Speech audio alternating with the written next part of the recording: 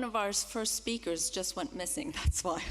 I'm kind of reluctant, but we'll start, and hopefully she'll turn up soon. Oh, there she is. Welcome, Julie.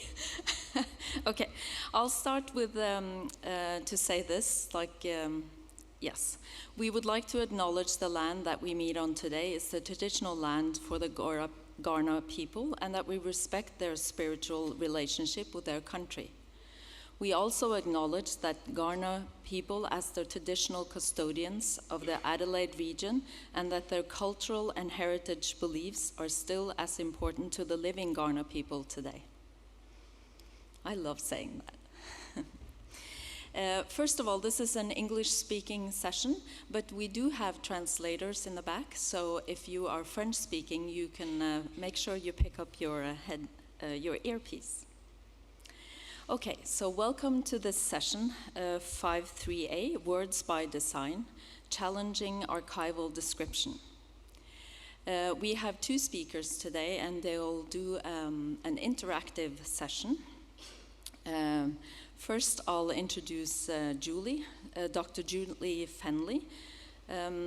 Julie is a research archivist at Victoria's University Aboriginal History Archive and has a doctorate in Aboriginal history. With more than 10 years working in the university sector and as a heritage and museum consultant, Julie is dedicated to social history and the recognition of minority rights. She just told me right before I came up here that she's good at burning things. And first I thought maybe she was talking about documents, what? But she was actually talking about cakes. And that gives me an apropos to the next speaker, which is Kirsten Wright, because Kirsten, she's really good at decorating. So the two of them are really a good match. If you burn a cake, you can decorate it, and nobody will see it. So Kirsten Wright is the program manager, Find and Connect web resource e-scholarship research center at the University of Melbourne.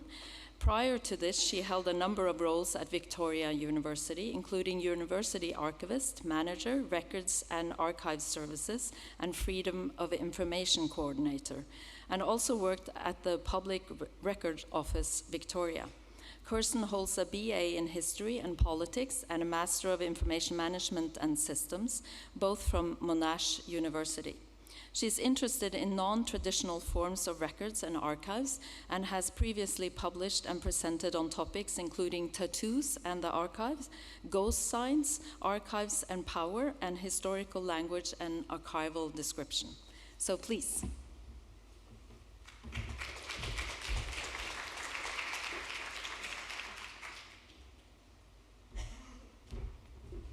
Good morning, I'm Julie, I'm the burner. And I'm Kirsten and I'm the decorator.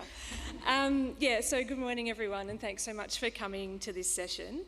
I would also like to acknowledge the Kaurna people as the traditional custodians of the land we're meeting on today, and I would like to pay my respects to their elders past, present and emerging. We have designed this session as an interactive discussion session, so we are expecting you to participate as well. We'll see how we go. We might need some of you to move forward a bit because we are hoping to have some discussions sort of within the group as well as more broadly, but yeah, there might be some moving involved. So Julie and I put this session together because we're both interested in archival description, I think, in the power of archival description.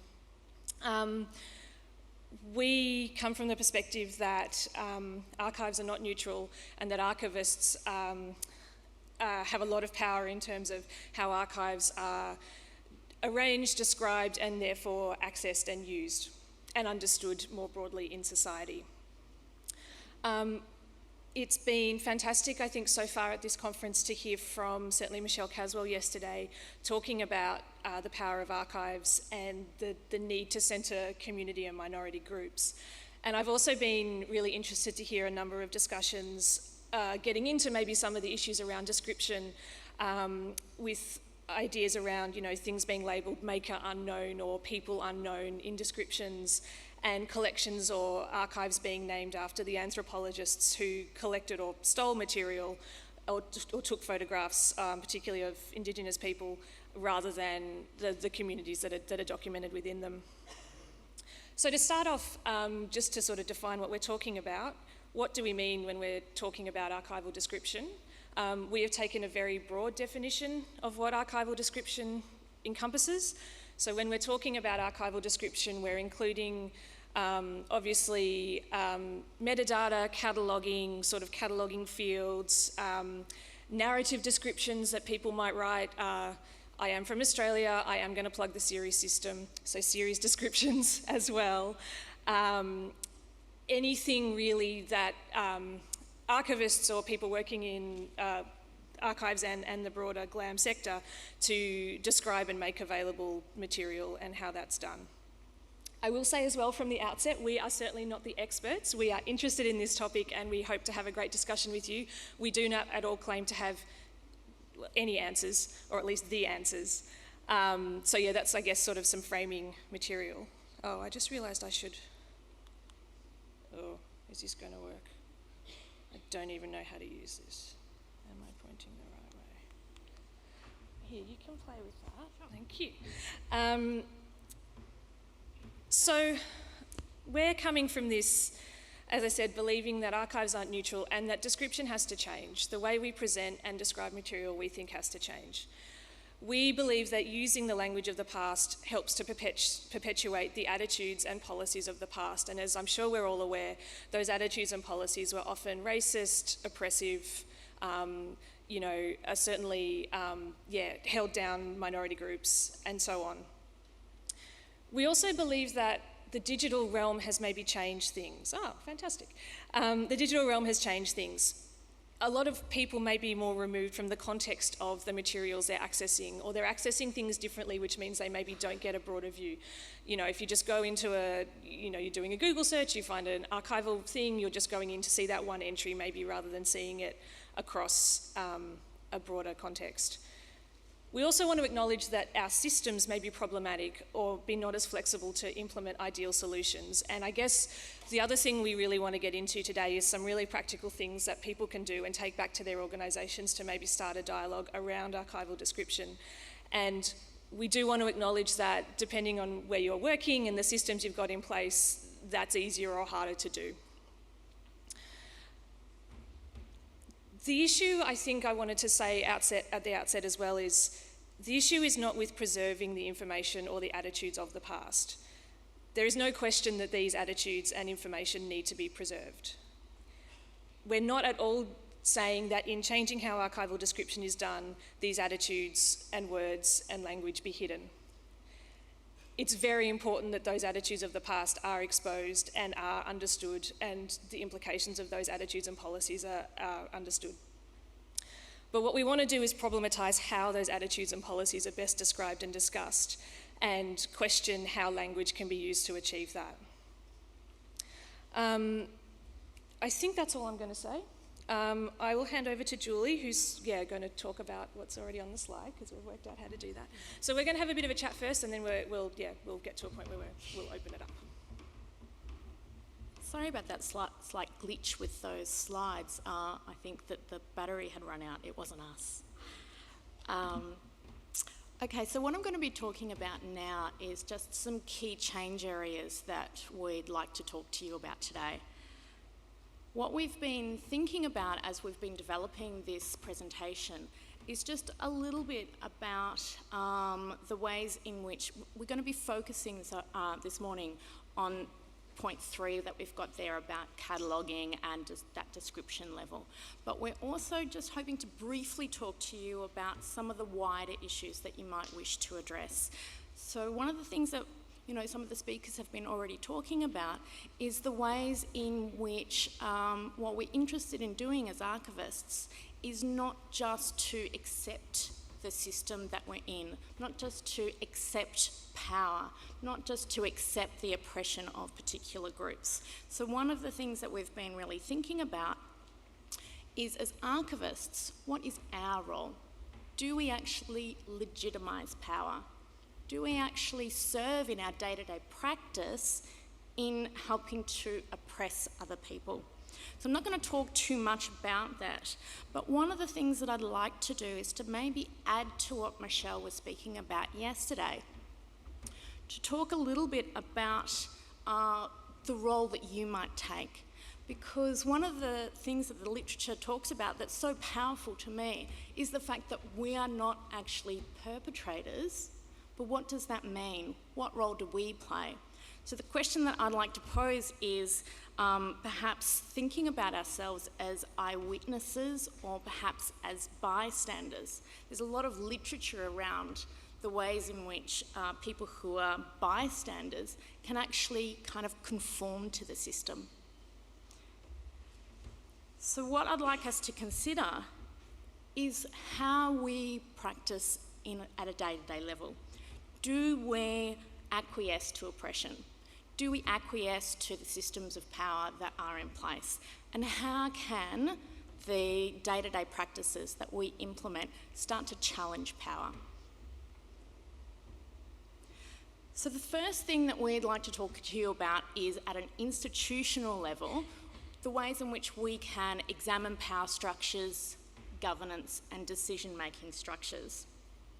So here I'm thinking in particular about some of the points that have been made by Kirsten Thorpe. I don't know whether Kirsten's here today, I can't see her. She has talked a lot about the ways in which minority groups might be appointed at entry-level positions but might not necessarily have a role in higher decision-making structures. So one of the things that she's been questioning is the extent to which we should include minority groups in boards and more executive positions. One of the things that she's also questioned is that what she terms a radical reallocation of time and resources, so that and she mentioned this briefly yesterday, so that rather than relying on the goodwill of stakeholders and volunteers, what we're actually doing is, at a systemic level, allocating more time and more resources to challenging oppression. And she's also raised the idea about how institutions might support community representation. Are institutions supportive of real collaborative efforts, or do they just pay lip service to consultation? So we've been thinking a lot about the ways in which at an institutional level you can push for change, but we're also thinking a little bit today about, at a policy level, about how you might make changes to protocols, guides and policies, and that again, covers things like collaboration. And also we're going to be concentrating on today on description, on content and the ways that we can make change in those kinds of areas. So our area of interest is in change within your own professional organisation.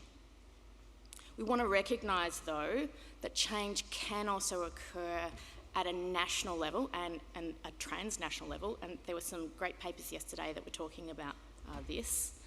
And there might also be change that can occur across the sector as people lobby professional associations such as the ASA. So what we're going to do now is start to get into the day-by-day practices that can be implemented, and then what we're going to do is have a bit of a group discussion. So if you want to, at this point, just for some of the people who are on the end, if you want to get up and maybe move closer to some of your neighbours, that would be great. And then we'll keep going. Thanks. Come on. Don't make me come down there.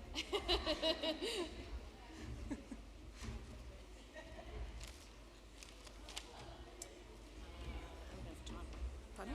How are we going for time? Yeah, it's just 9 o'clock, so. That'd be great. Yeah.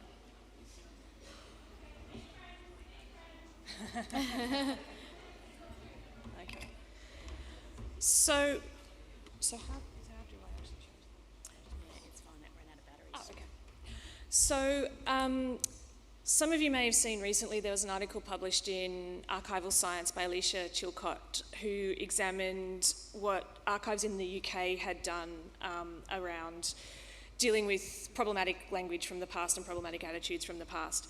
And she sort of posed a number of methods or a number of structures that organisations could start to implement. And the first one of those, the sort of higher level one of those, was to have what we're calling a content warning. So a warning around language or attitudes of the past that might be present in a catalogue or in an archival collection. So we've got some examples here, and then we wanted to have a bit of a discussion about that. So the first example we have here is from Warner Brothers. This image is now shown at the start of their historical cartoons that are from like the 1940s and 50s. And what I really like about this warning is that they acknowledge that the attitudes are obviously problematic, but I like how it acknowledges that the depictions were wrong then as well as wrong now. And I think it's very easy to sort of have this attitude of, well, things were different, attitudes were different, and things have changed. And that's absolutely true, but I really like that they also acknowledge that those attitudes were problematic at the time as well as now. And I also like, and I think this is sort of the thing maybe we're hoping to get into a bit in the discussion, is that there's a really fine balancing act around presenting historical material, because that's a really important thing to do and we need to discuss and uncover those attitudes, but also keeping people safe and not traumatised or re-offended while they're looking at those materials. So yeah, I really like this warning because I think it sort of acknowledges both of those issues. And then did you want to... Sorry, did you want me to go back? Do you still want to take a photo?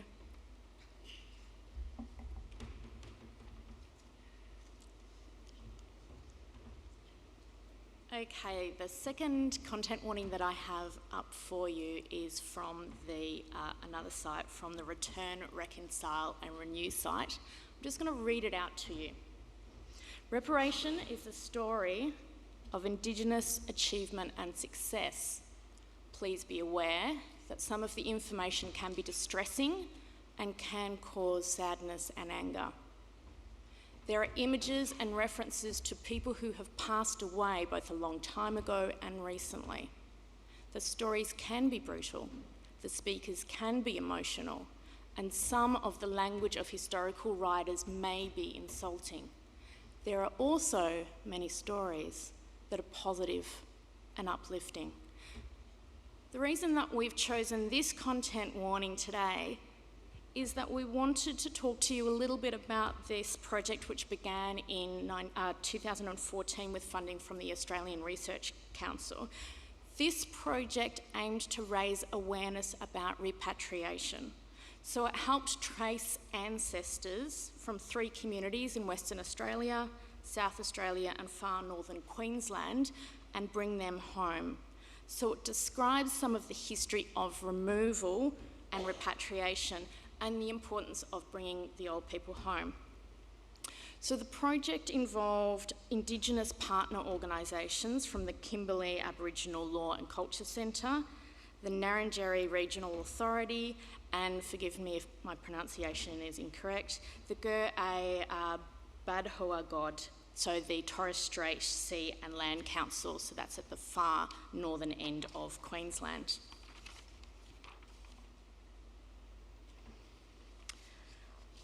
So the content warning in this case is not just about warning people about upsetting content. The content warning, well, perhaps I shouldn't be calling it a warning. This description is actually allowing people to see that there are going to be some really uplifting stories, that there are these moments for joy, but there's also some moments for sorrow and moments when you might encounter some stories that are troubling. What we'd like to do now is to perhaps talk a little bit about how you in your own organisation, whether you do have a content warning, how you use it, what does it say, what could it say. So if you'd like to perhaps get together, we'll have around 5 or 10 minutes to just discuss amongst yourselves what you do as an organisation. Am I missing a slide? No, it's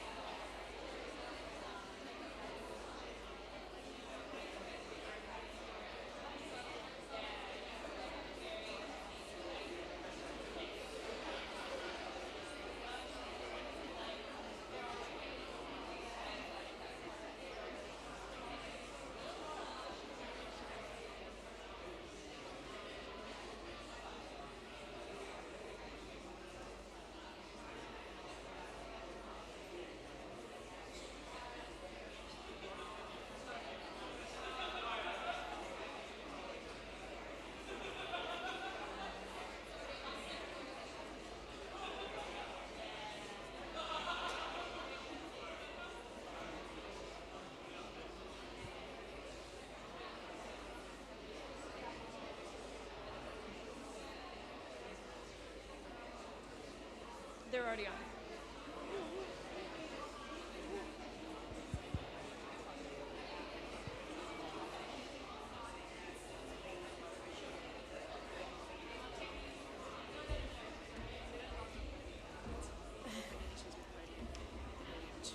Should we yell at them or should we keep? Yeah. How are you going? Do you want a little bit more time? No? Okay. All right. I need to like wolf whistle or something. Okay, everybody. It's fantastic to see so much discussion. We would like to bring it back so that we can continue the discussion together. Hello, everyone. Hi. Hi, everyone. Hi, can we stop the discussion now, please? Thank you.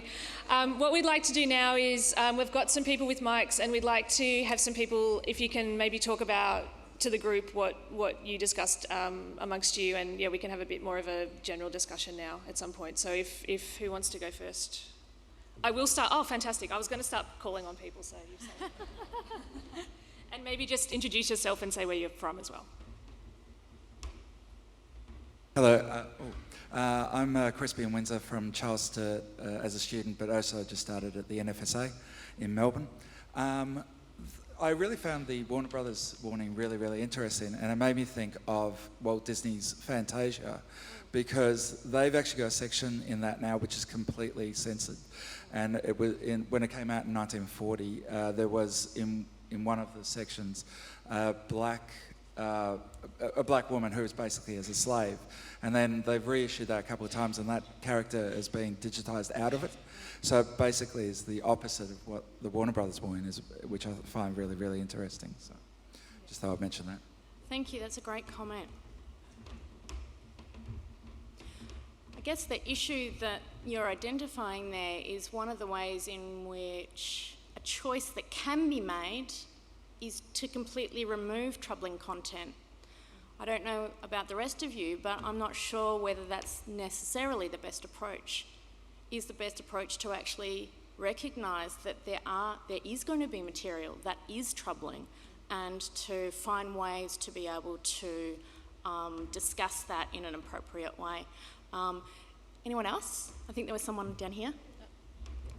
There's somebody up the back there as well.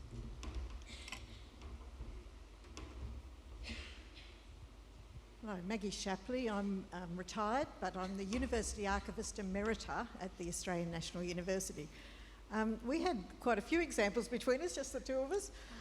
One is thinking about a warning for staff as well, because we've both talked about content in relation to mental illness and in relation to war crimes, where you can be working on material and suddenly you've seen something you don't want to see, or you know something that you don't want to know. So that's just one issue. I talked about the standard warning that we have about images of Aboriginal people, just a general warning at the front of the photographic catalogue, but not on every image, just as a general warning. So your point about coming in just to one thing and you don't necessarily see the first page is something I want to think about. Thank you so much, Maggie. That's a great point. I had a conversation with a colleague just recently and have discussed with him talking about that conversation today. He's an Indigenous person who was talking about content warnings and saying that for him, seeing a content warning, say, as part of a documentary when there might be 8 episodes and the section that's actually offensive comes in like episode 8, for him, seeing the warning each and every time strips it of some of its power, and you can almost become desensitised to the content warning. So his point was, why isn't that content warning only provided in episode 8? So I think that kind of goes to some of the points that you're raising, and you're absolutely right about issues around around staff care and being able to recognise the fact that as archivists we also encounter some of these problems. Thank you. So yeah, just in relation to staff as well, there is a session tomorrow afternoon? Yes, on trauma-informed archival practice, which I believe is going to cover some of that. There's a question down the back, and then we'll come to, yeah. There was a question down the back. I hope there's still a question down the back. Yeah, there we go.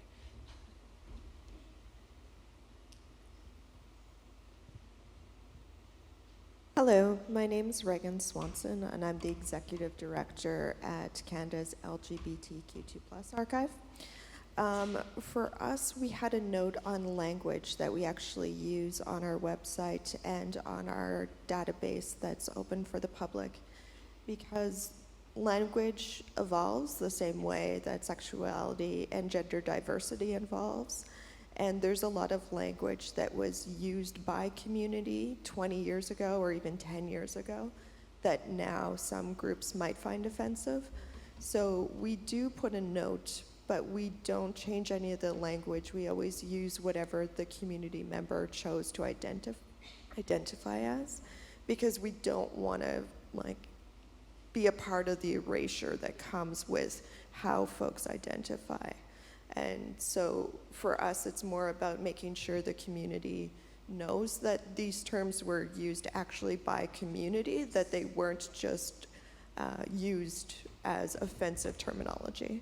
Yeah, absolutely. And yes, I think that's, oh, sorry, I'm being told to repeat the question.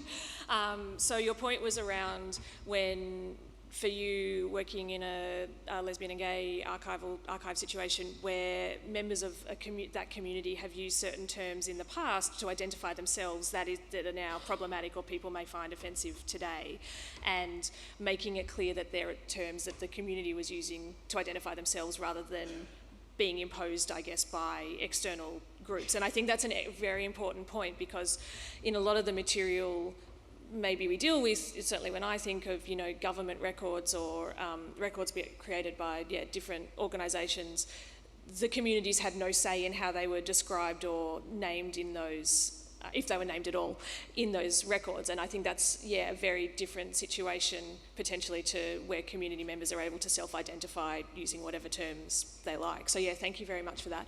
We've got one more question down here, and then we're going to have to move on to the sort of next area we wanted to discuss.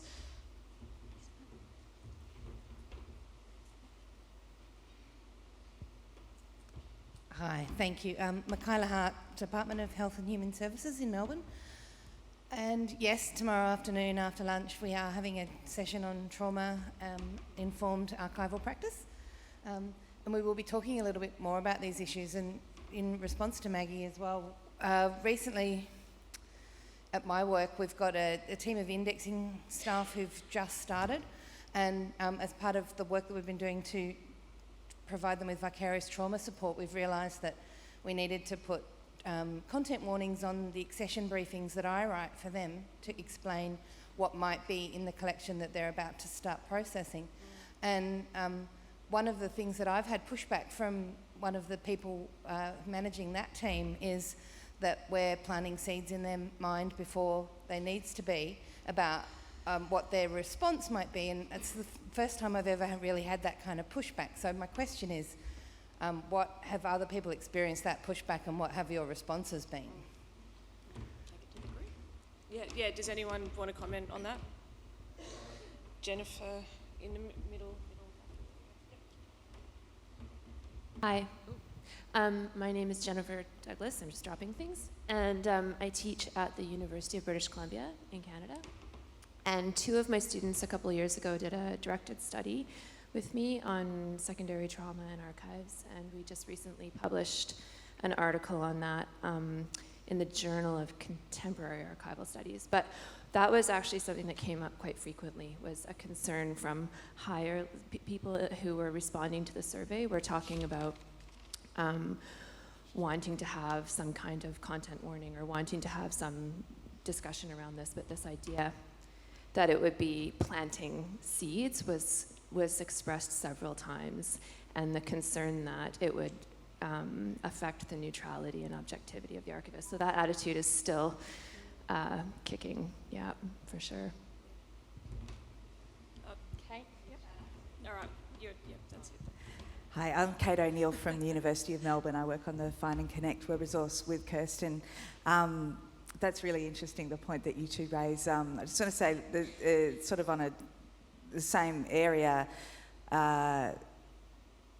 we have found at Find and Connect, we used to put content warnings just on things that we thought were likely to trigger people or that they'd find offensive, but you're not able to ever anticipate what is going to make someone feel a particular way. I mean, we had one person who was greatly disturbed by a photograph of a laundry chute, and they had great reasons to feel that way. So, yeah, I think that's really, it's odd. We can't anticipate. We can't put these ideas in people's head, and we don't know yet how they're going to respond. And it's definitely clear that people may have a different response, not just from person to person, but also what else is going on in their lives at that time that may well affect how somebody responds, or a certain time of the year, or whatever else is going on for them. And I think that certainly also affects how they might respond. So yeah, I agree. I think we can't anticipate what people will find distressing or offensive, and yeah.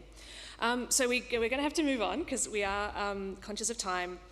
So we wanted to talk briefly now about some other ways that organisations might want to deal with. Well, I'm going to talk about sort of historical language that's now offensive, and what we've done on Find and Connect about that, and then talk more broadly about description as narrative, I guess, and how to deal with both the voice of the archivist and then also problematising some of that as well. So for those who don't know, the Find and Connect web resource is funded by the Australian government. We're part of a broader Find and Connect suite of services for people who grew up in out-of-home care, so people who grew up in orphanages and children's homes and on missions and that sort of thing. And the web resource provides histories of institutions that provided out-of-home care and then links them to the archival records that were created. So for people who grew up in out-of-home care, they can use our site to get access to the records of their childhood. We don't hold any of the records ourselves. Instead, we point to where they are and which organisations hold them, so people can get access to them. But as part of that, we provide quite a lot of archival material on our site. Photographs are really important to people who grew up in out-of-home care because they might not have any themselves. And so it's really important to us to have photographs illustrating homes and institutions and, various aspects, as Kate said, photos of laundry chutes, that sort of thing. And until a couple of years ago, we would use the title of to put the photo up on the website, we would use the title coming from whatever archive held that material. And again, that meant that there were quite a few offensive terms relating to Indigenous people or people caught up in the child welfare system, ideas around deserving and undeserving poor, ideas around unwed mothers, these types of things that were considered offensive. So what we decided to do was to remove that information from the title field. Because I will say as well, on the site, it was not at all clear that this title had come from an archive. It looked like we had imposed that title, and we certainly got quite a lot of feedback from people thinking that we were the ones naming photos in this way and were quite offended by that. So what we were able to do was to remove that information from the title field, and instead it's now contextualised within a field that we have called archival reference. And so it's in there with other information around how to get access to that image, what series or identification number it has. And we have also then gone ahead, obviously we needed something in the title field, and added our own description of what that image is in the title field. We have always made it very clear that we have altered the description or altered the title, and that information is still available in a field sort of 3 fields down from the title, but it's no longer in the title field. So that's what we decided to do. I completely understand that that's not suitable for everyone, and again, depending on what systems you're using, that might not be possible. But yeah, that's how we sort of have approached that issue. I will say as well, we have had a variety of reactions to this policy.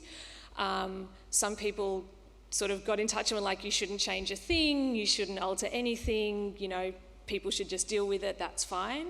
We had other people telling us we didn't go far enough and that we should be sort of highlighting what's wrong with this language and sort of even more contextualising it and sort of saying this is wrong and this is why it's wrong. So we're in the middle somewhere. So I guess that was just an example of, actually changing the item title. And as well, this was us going back to change a previous practice. This wasn't us starting from scratch, so we did go back and alter that. The next example I have is also from Find and Connect and gets more into the aspect of archival description as narrative, and how we show or don't show the archivist as author of these descriptions, and how we deal with sources and where we say we've got our sources that we've used to create a particular entry. So as I said, on Find and Connect, we have entries about the institutions that provided out-of-home care. And in a lot of cases, we use annual reports, so government annual reports or other sources like that, to compile those entries, because they have lots of useful information about number of children that were in the home, activities of the home at a certain time, and so on and so forth. And so we had an entry from the Pira Girls' Home, which is a home in New South Wales, and we had used the annual reports to say that the girls had a cow and goats, and it was all a jolly time, because that's what it said in the annual report. We did not say we got that information from an annual report. And so a former resident got in touch and was really angry about this. She's like, the home was brutal, you're telling lies, and so on and so forth. And the issue was not actually with the fact that we'd said that this was the situation at the home.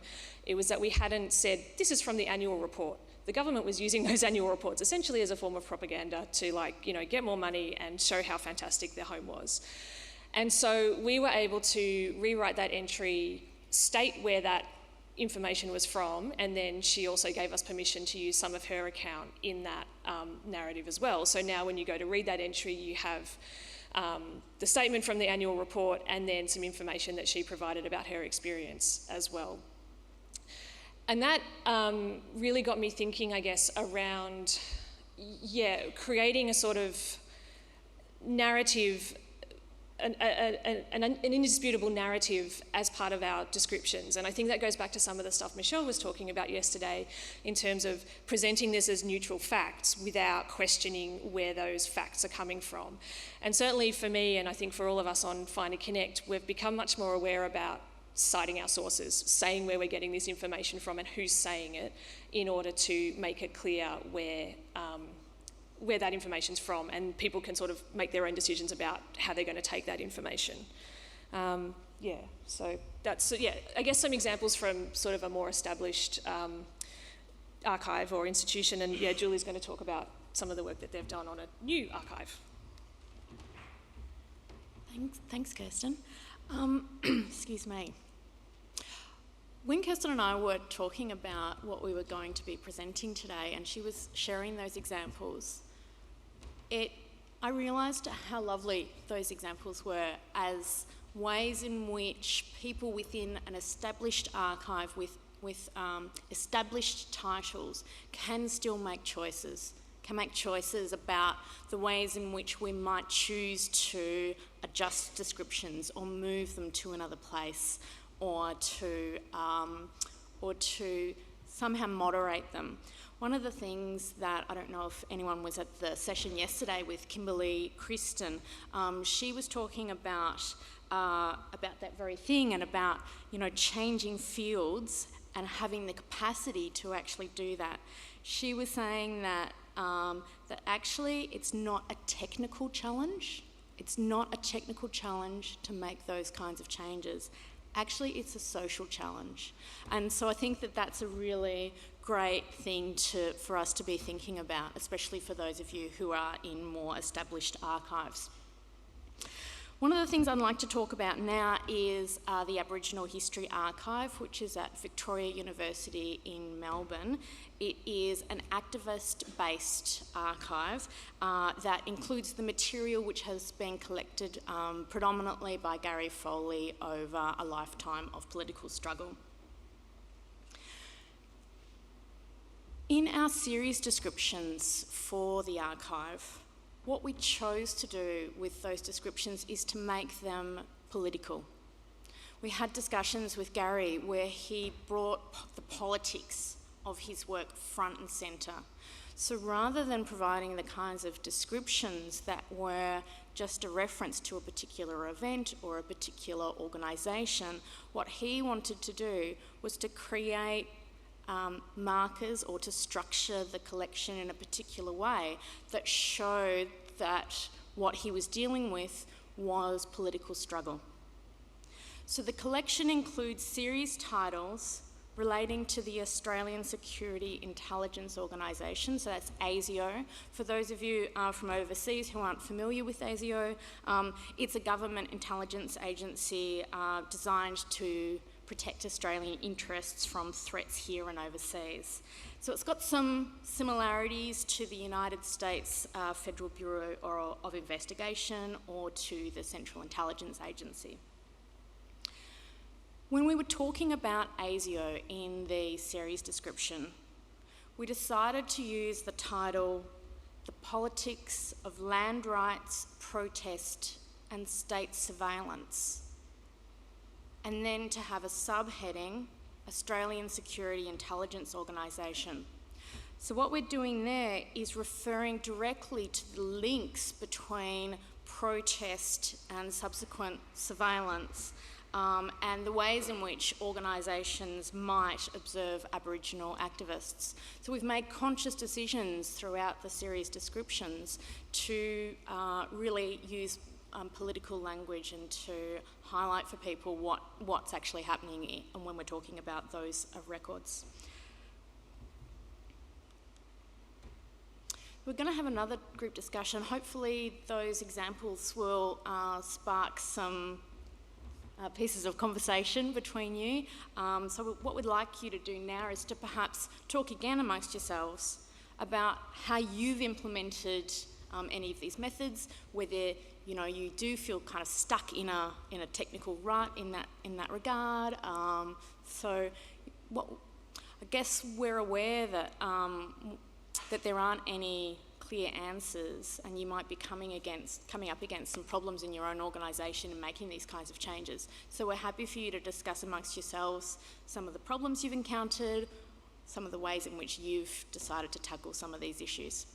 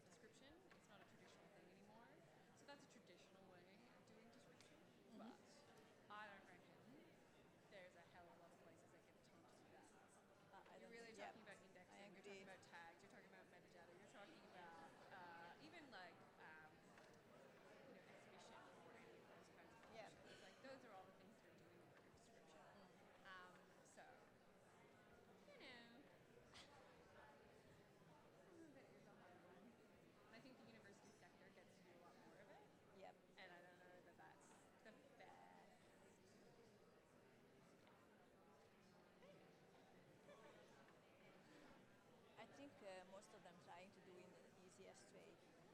Oh, 100% they are.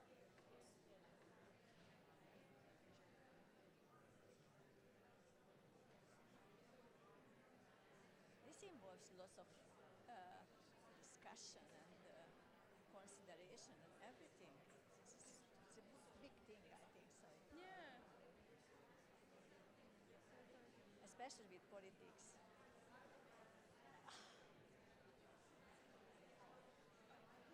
And I think it's also difficult. It's also so challenged for me. So it's always, Yep. it's always interesting.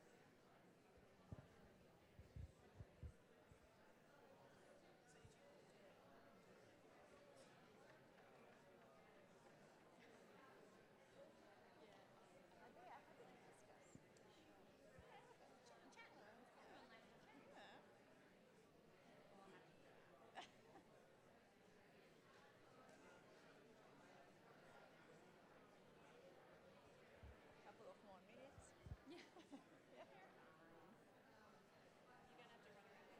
Beg pardon? You're going to have to run around again. That's okay. A couple of more minutes, yeah. That's okay. How good were those cheesecakes? Have you eaten? Do you get to eat? I'm not going to lie to you, yesterday was a bit like someone walked by and I just grabbed whatever was available. But yeah. Anything in the dessert sphere, all we've heard is really good things. Yeah. We're making sure to pass that on to Adelaide Oval because the thing is, right, is like it's a big number of people and there's so few venues in Adelaide that can actually host this many people. Oh, right. Yeah, so then you have to start thinking, we are keeping it on. That's like our real concern. So A conference can be made or broken by the food. and sometimes you're in conditions when there was just an ASA conference. How could we get an ICA conference? We were like, our whole food plan has changed. Oh God.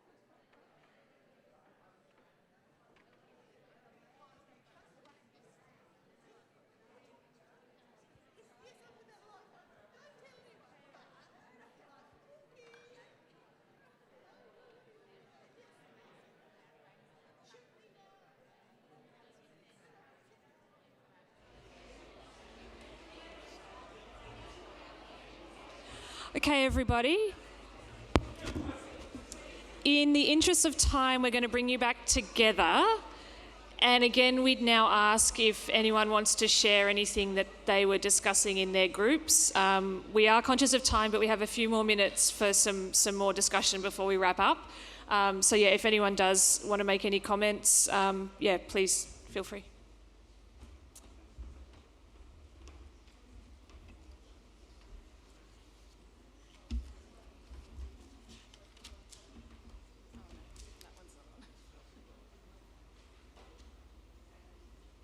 Yeah, okay, you can hear me now.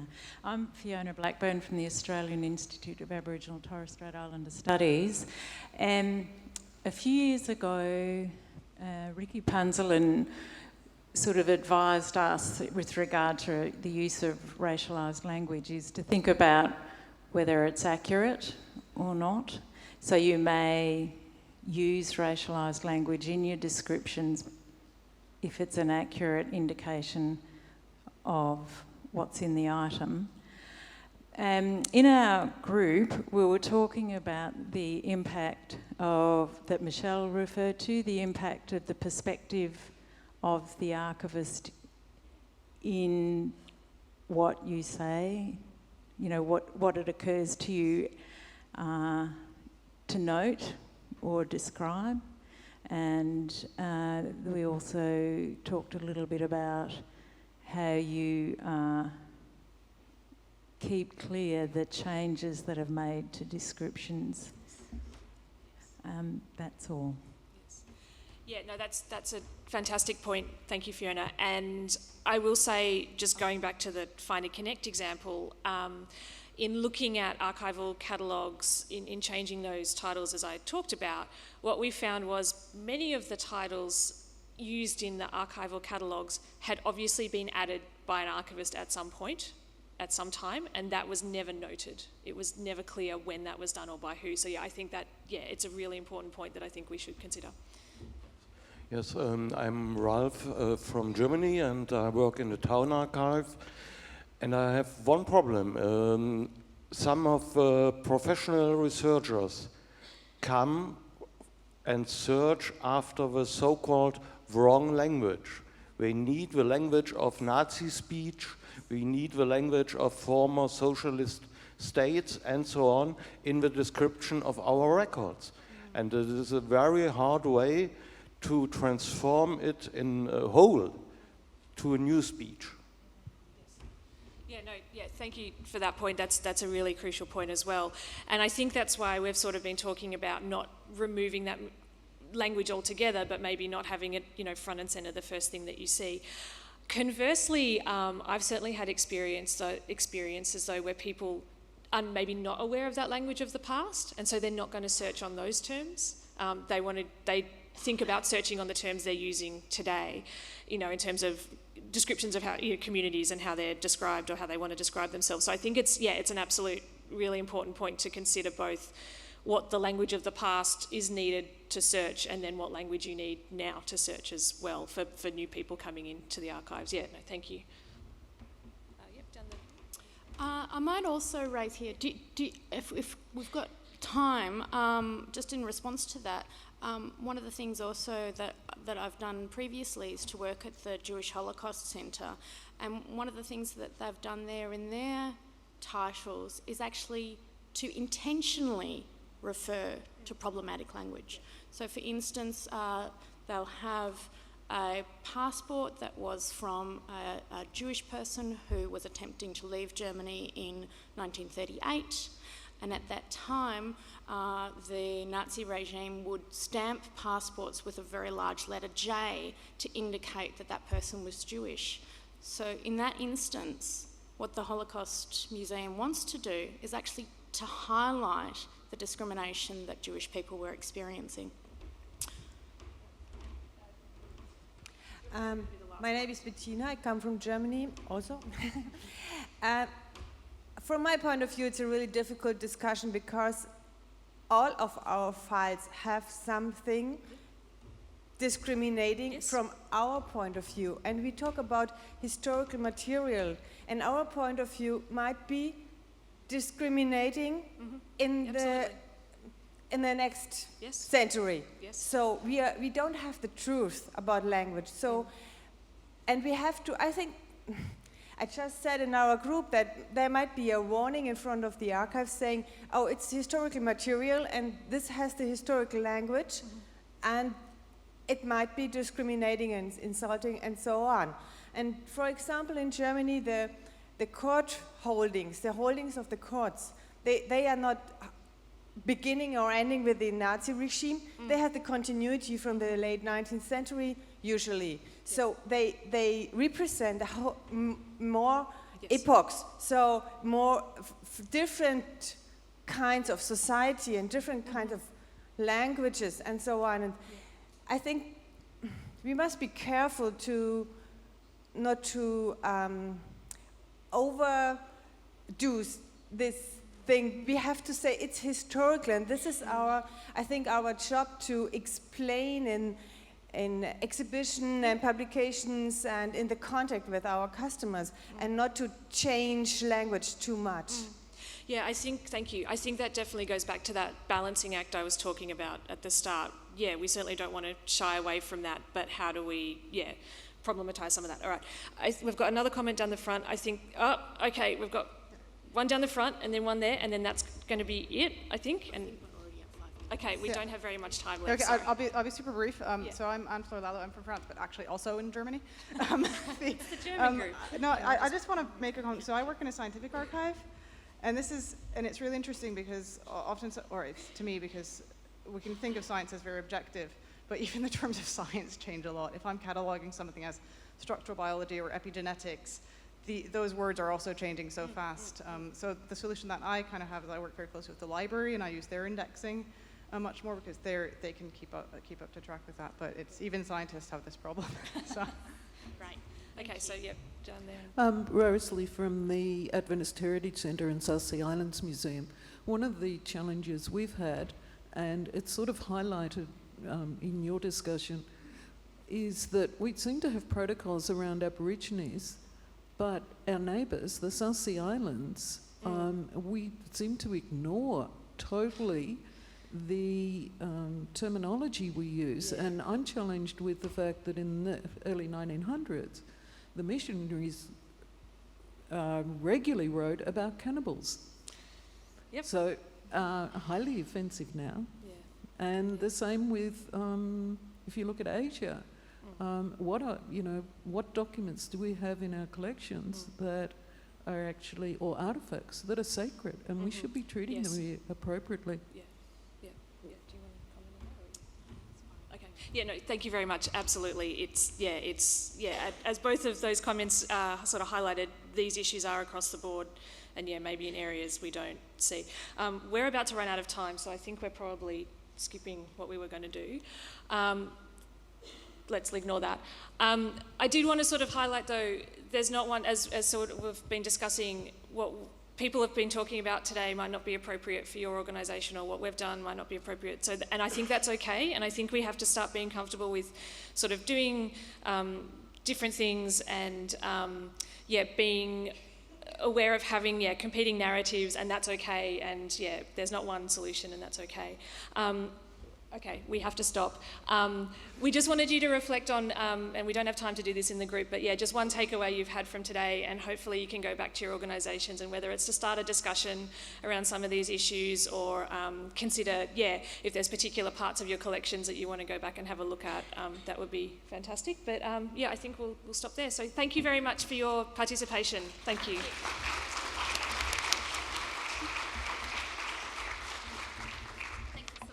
Oh, thank you. Thank you. Thank you so much. That hour just flew past, didn't it? That was very interesting. We now move over to a different topic, and I just realized that I didn't introduce myself before. I was just so busy with introducing the speakers, which I guess is the right prioritizing. But anyway, my name is Vilde, and I'm from Norway, and I'm the chair of ICA's section of professional associations, and that's why I'm especially happy to introduce this next session with the title Establishing the National Framework for the Archival Profession in Japan. Also, I was in Japan with my family in June, and I was completely mesmerized with everything Japanese. I love that country. So, Mr. Masakazu Nakada serves as Senior Vice President at the National Archives of Japan. Mr. Nakada began his public career in the Management and Coordination Agency, currently the Cabinet Office, in 1987. And has served in a variety of positions, including Counselor, Cabinet Secretariat for Cabinet Public Relations Office, Director in charge of International Affairs for Policies on Cohesive Society at Cabinet Office, Counselor, Minister Secretariat for the Records and Archives Management Division, and Director of the General Affairs Division at the Decoration Bureau. He joined the National Archives as Vice President in 2018. He holds a bachelor's degree in law from the University of Tokyo. So please come up, Mr. Nakada.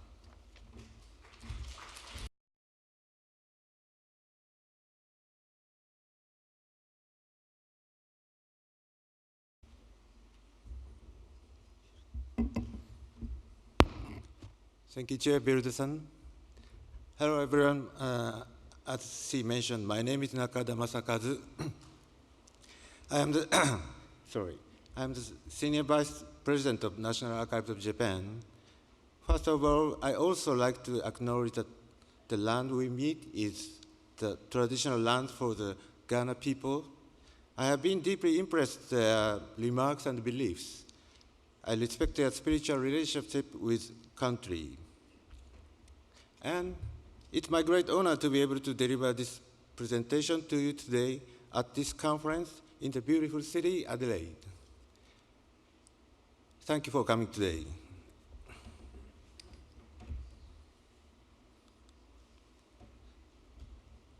My presentation today concerns the initiative being undertaken by the National Archives of Japan to establish a framework for cultivating the next generation of archivists in Japan, the process and the contents.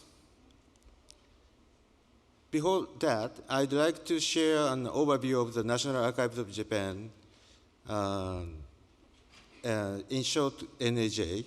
The NAJ was established in 1971 for the purpose of preserving and managing the country's important historical records and to make them widely available for public. And in 2001, its status was changed from a branch of Prime Minister's office to an incorporated administrative agency under the jurisdiction of the Cabinet Office. Oh, sorry. And the NAJ, broadly speaking, the NAJ serves two core functions. The first is as a public archives. We facilitate the public's ability to review and verify governance of state and its autonomy. The other function is as a repository of national historical materials. These important materials contribute to an understanding of the culture and the tradition of Japan, and thus provide a basis for understanding the national identity of the Japanese.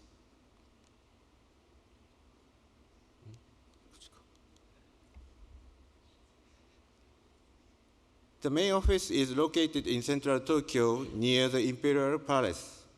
In addition, there is a Tsukuba Annex established in 1998 in the city of Tsukuba in Ibaraki Prefecture, approximately 70 kilometers northeast of Tokyo.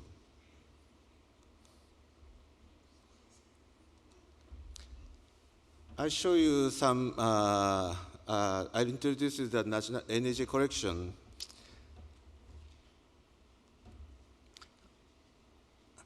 At present, the National Archives holdings encompass approximately 1.5 million records and classical books. It's about 67 linear kilometers. These holdings are divided into two categories. The first is the public records, which is comprised of approximately 1 million records, including original scripts of Constitution of Japan. The other collection is the world-renowned Naikaku Bunko, which means Cabinet Library, which contains approximately 480,000 classical books and manuscripts. The old map, like an old map. I'd like to take a moment to introduce some materials from the NAJ's holdings, which are relevant to this conference. In 2015, as a demonstration of the friendly relations between Japan and Australia, the National Archives of Australia pledged to provide the Japanese government with the pre-war Japanese company records held by NAA. This large-scale gift of records, which was amounted 3,300 boxes of records, it was completed in 2018. These are extremely valuable materials that tell us about Japanese business activity in pre-war Australia. I'd like to once again thank Mr. David Fricker and the staff at the NAA, as well as everyone else who contributed to the success of this project. This is the Japanese traditional document format with a signature and private seal of Emperor of Japan. This is a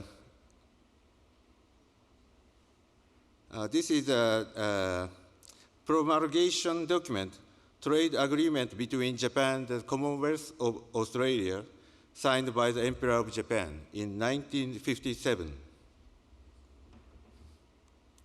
And scroll titled Hokui Bunkai Yowa. I heard that this ICX Indigenous Matters Summit will be held on the last day of this conference. The Ainu is the indigenous people of Japan who live mostly in or near the Hokkaido. The scroll shown here is an oral account by Mr. Mamiya Rinzo of his exploration of Hokkaido and Sakhalin at the early 19th century. This is a valuable resource for us today as it provides a window onto the manners and customs of the Ainu people of Mamiya's time. You can see these scrolls in the digital archive. And now I'd like to move on to the main topic. Development of the training system for the archival profession in Japan. In Japan, there are 96 public archives in total. For details, we have 16 national archives, including NAJ, the Diplomatic Archives, the Imperial Household Archives, and archives administrated by national universities, as well as 80, 38 plus 9 plus 33, 80 archives administrated by prefecture and city governments.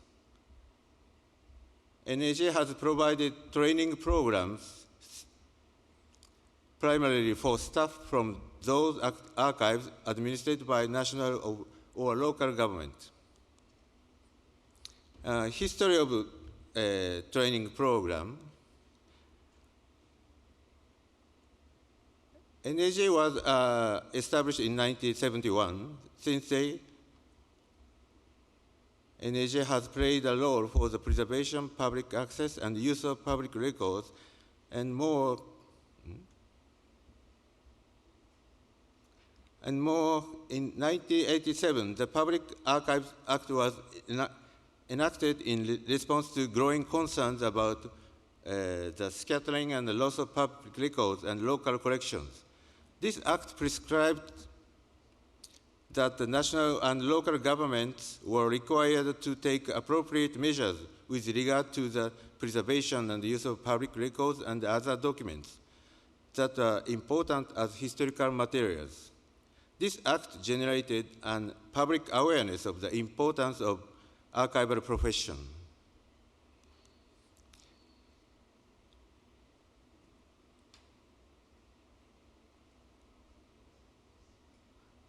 In order to help train up the archivists that were needed, in December 1988, NAJ launched the training program.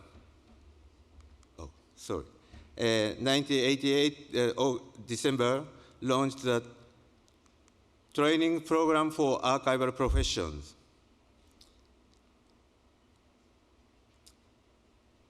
Aimed at national and aimed at national and local government employees responsible for managing public records in national and local governments. This was the beginning of NAJ's initiatives for cultivating archival professions. In addition to that, since 1993, a research workshop for practitioners in public archives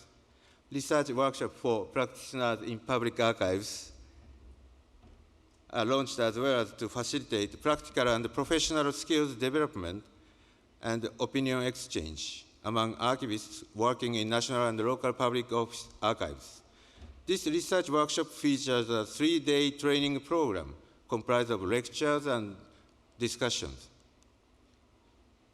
In contrast with a 2 relatively short training program, a working group of experts was set under the NAJ in 1989, and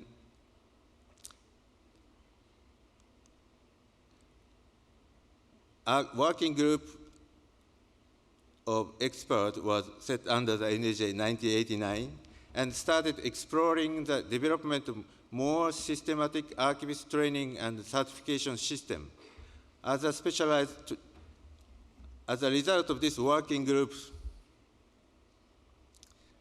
the decision was made to establish an advanced specialized training course on par with the graduate school master's program to be overseen by the NAJ.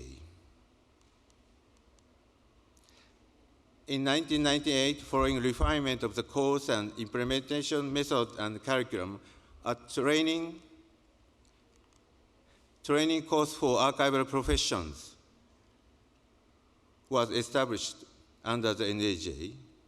This full-fledged 4-week archivist training course includes various components such as practical skills training and concludes with the completion of a research paper in addition to lectures and discussions.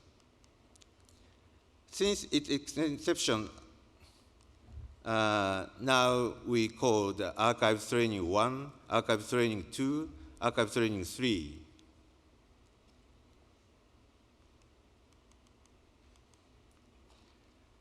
The 3 training programs have been modified and improved and currently implemented. Archives Training. At present, Archives Training 1 for entry-level staff, 5 days course. Archives Training 2, theme-specific learns for 3 days. And Archives Training 3, for specialist training consists of 3 weeks. As of March 2019, over 3,000 people have taken the archival training programs held by the NAJ.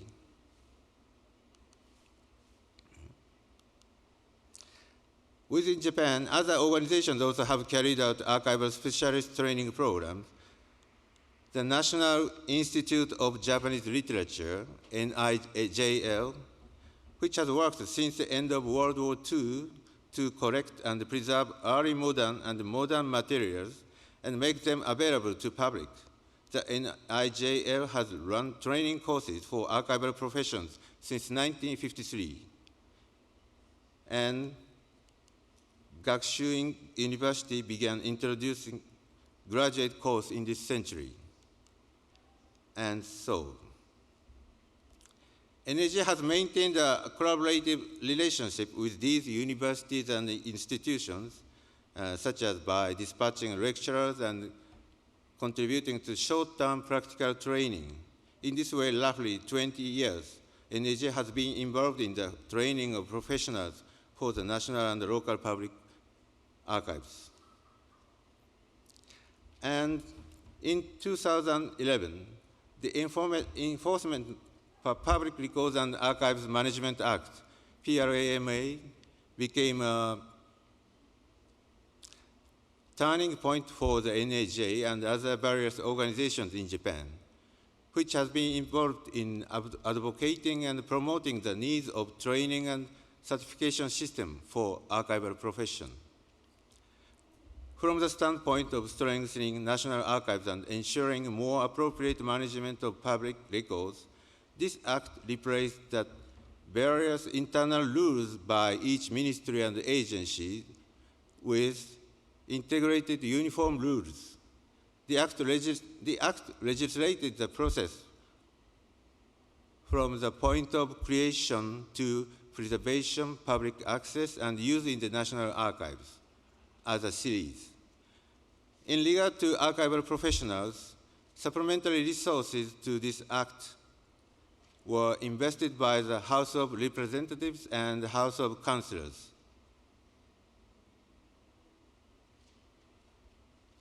And especially, the House of Councillors has tasked with studying the establishment of a professional certification system. This act was truly a watershed moment for public records management in Japan, which created growing need in society for the cultivation of professions of public records and archives management. And within the framework of the PRAMA, the NAJ began drawing up the standard of tasks and competencies for archivists.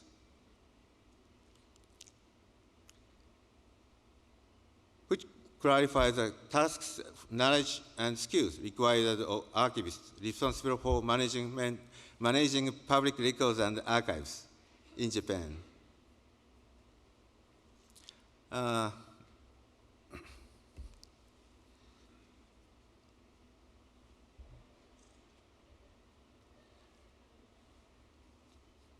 The creation of the standard of tasks and competencies for archivists, three phases, proceeded 3 phases. In 2016, with the first draft proposal drawn within NHA, we opened that discussion with relevant organizations and bodies within Japan. We invited them to provide feedbacks and had a frank exchange of opinion. The next step, phase 2, involved convening a committee comprised of university professors, record management experts, and archivists from local government and university archives to investigate and discuss the standard. With analysis of the tasks performed by archivists at the NAJ and the further examination to sample surveys carried out at 2 public archives. Then in December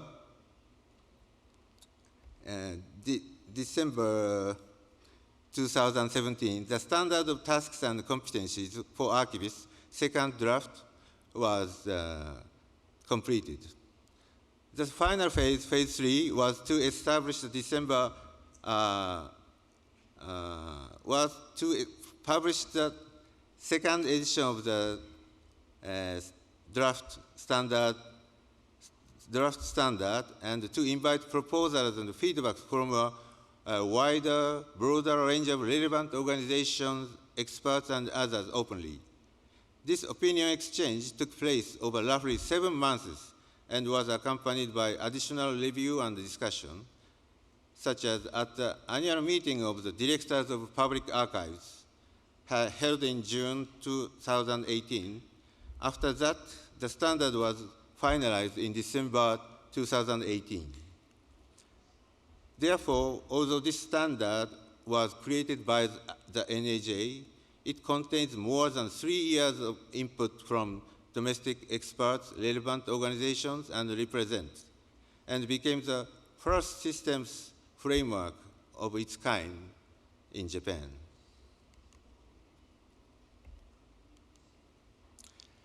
And the overview of the finalized standards, the structure is like this: purpose, terminology, missions of archivists, ethics, and fundamental positions of archivists, tasks of archivists, necessary knowledge and skills, and remarks. I will now provide an overview of the standard. We firstly identify the missions of archivists. The archivist mission of the Australian Society of Archivists was referred. In addition, we draw the phrase from our PRAMA's expression, an intellectual resource to be shared by the people.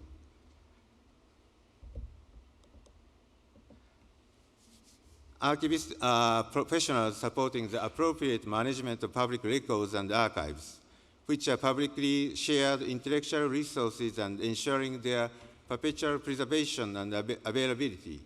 Archivists' missions are to provide support for improving the equality and efficiency of organizational activities and ensuring accountability to the public, and to contribute widely to society via the preservation and provision of personal, organizational, and social records. The phrase to contribute widely to society via the preservation and the provisions of personal often and social records was added in light of the role of the local government public archives play in preserving regional materials. So I have to rush. And within the standard, we put knowledge and skills. Oh, sorry. And second, ethics and fundamental positions of archivists are included in this standards. And tasks of archivists necessary. Within the standard, we put knowledge and skills necessary for archivists to perform their tasks. And 3 contents, basic requirements, tasks and competencies, management skills for overall tasks. Tasks of archivists, basic requirements, 6 points. Sorry, I don't have enough time, so please check the English version in our website. And please show the Excel sheet.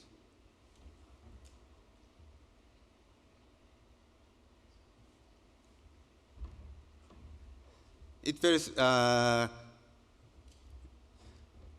tiny. You can't see the, you can't identify the content of itself, but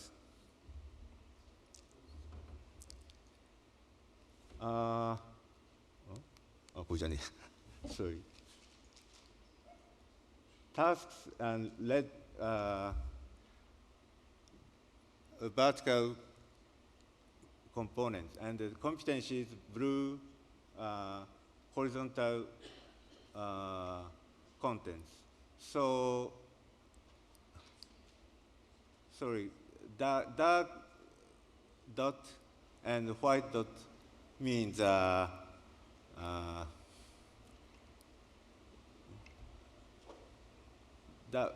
dot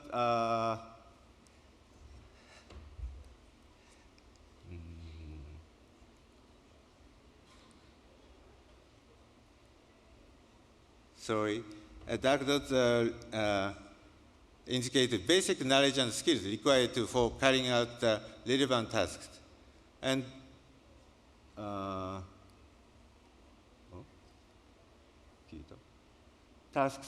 these tasks 4 categories and more divided to 9 categories. And each tasks and needs these competencies and knowledge and skills. This is the structure of the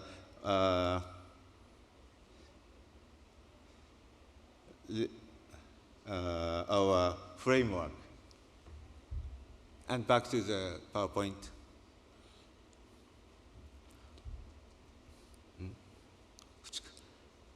And it contains general management skills for overall tasks.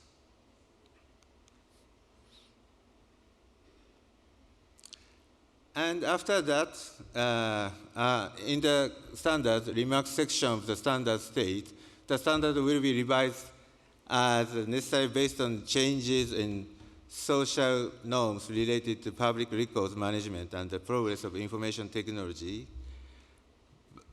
But limited range of digital technological requirements which stemmed from relatively slow progress of e-government promotion in the public sectors, record management environment in Japan, and some experts say worries about the shortage of IT specialists in record management area.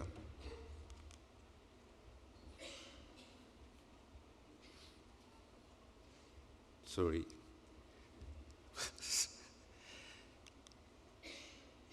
Finally, the creation of the standard is a significant step when thinking about the future development of public records and archives management in Japan.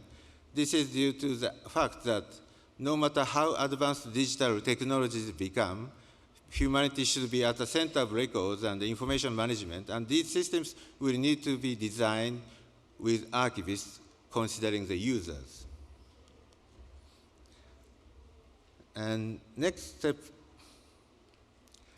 based on the standards, we are tackling with archivist certification proprietary, archivist new certification system, and archivist certification preparatory committee for the framework for the archivist certification system are running. Members, experts recommended by academic associations, researchers, educators, record management specialists, and journalists. And we will planning to start the certification system in fiscal year 2020.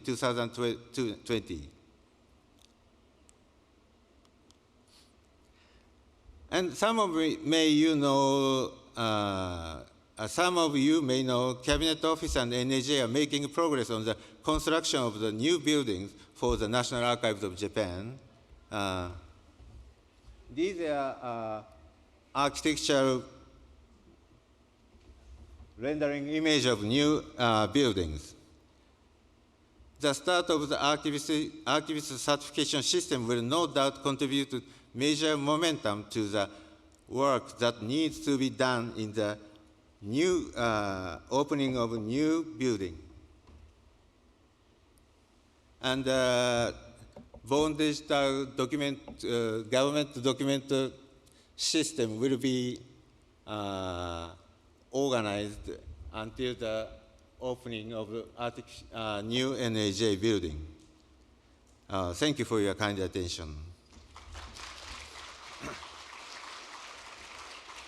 Sorry. Okay, thank you. Thank you so much. Unfortunately, we ran out of time. So I suggest that there's a coffee break now until 11. So I suggest that you grab a hold of Mr. Nakada or his colleague Etsuko if you have questions. Just one final, what do you call house something? Housekeeping, yes, yes. If you have a dietary requirement, please see an Adelaide Oval staff member during the break. Sorry, one thing, this is short notice, but we have a QR code of the English versions of the standards, so if you have interest in it, I will give you this card, so please come.